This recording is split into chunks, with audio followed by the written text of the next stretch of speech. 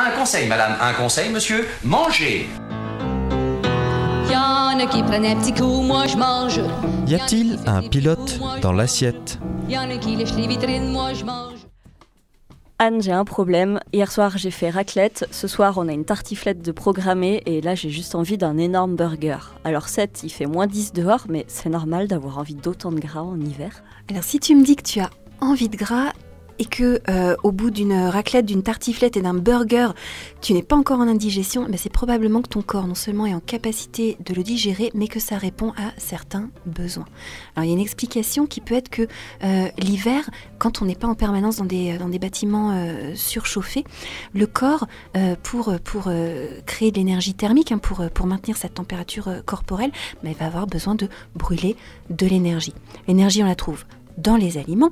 Et si on n'a pas envie de devoir manger des quantités astronomiques d'aliments, une stratégie maligne de notre cerveau, ça va être de nous orienter vers des aliments qui concentrent l'énergie.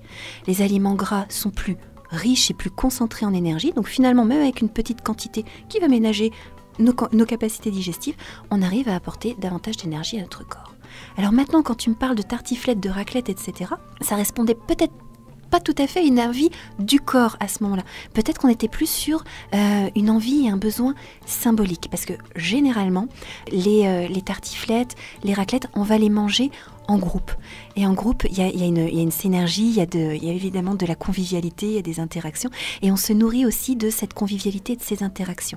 Même quand, comme en ce moment avec le confinement, on ne peut pas se réunir en groupe, le fait de faire une petite raclette dans la cellule familiale, eh bien ça vient répondre à des besoins de convivialité. Donc, comme les plats d'hiver sont souvent des plats plus gras que l'été, ça peut être le signe d'un besoin plutôt symbolique. Maintenant, il faut vérifier aussi qu'on n'est pas sur du mode automatique. Parce que c'est l'hiver, parce que l'hiver on mange ce type de plat, je vais me tourner davantage vers eux. Est-ce que j'ai vraiment envie de manger ça ? Oui, parce qu'après, l'envie qu'on va avoir, c'est qu'au printemps, d'acheter le super magazine, perdez vos kilos superflus de l'hiver avant l'été. Donc même si mon corps me dit « Oh là, j'ai envie de gras », on va quand même se faire le petit bourrelet de l'hiver. Alors pas forcément, parce que finalement, si tu es vraiment à l'écoute de tes sensations alimentaires, tu vas manger à ta faim. Et tu vas avoir faim pour ce que tu as dépensé au préalable. Si tu as dépensé, par exemple, moi je vais parler en briques d'énergie. Imaginons que parmi tes réserves d'énergie, tu as plein de petites briques d'énergie, et là tu en as dépensé 3. Mais tu vas avoir faim pour 3 briques d'énergie. Si tu manges que de la salade verte sans vinaigrette, il va falloir que tu manges une caisse de salade verte pour pouvoir apporter 3 briques d'énergie. Mais si tu manges de la raclette ou de la tartiflette, tu vas apporter de l'énergie et tes 3 briques d'énergie avec une bien plus petite quantité de nourriture. Donc le but du jeu, pour gérer finalement et maintenir un poids stable, ça va être de continuer à manger à ta faim. Donc il y a quand même une explication au fait que cette tartiflette, j'en ai pas envie l'été et que l'hiver, ça peut passer et faire du bien à mon corps ?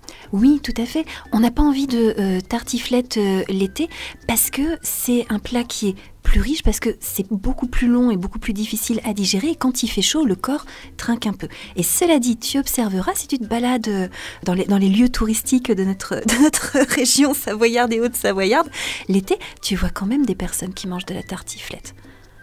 Ce sont les touristes. Pourquoi ? Pas parce qu'ils répondent à leurs besoins du corps à ce moment-là, mais parce qu'ils répondent à leurs besoins symboliques. S'ils viennent passer des vacances à la montagne et qu'ils n'ont pas mangé une tartiflette, même par l'été caniculaire, quand ils vont repartir chez eux, ils vont être frustrés. Et même s'ils emportent le reblochon pour faire la tartiflette chez eux, ils vont se dire que ça n'a pas le même goût. Et ils n'ont pas tort, puisque finalement, on nourrit notre psychisme à ce moment-là. Donc les fruitières des Bauges ont encore de beaux jours devant elles, en hiver et en été. Oh, on leur souhaite.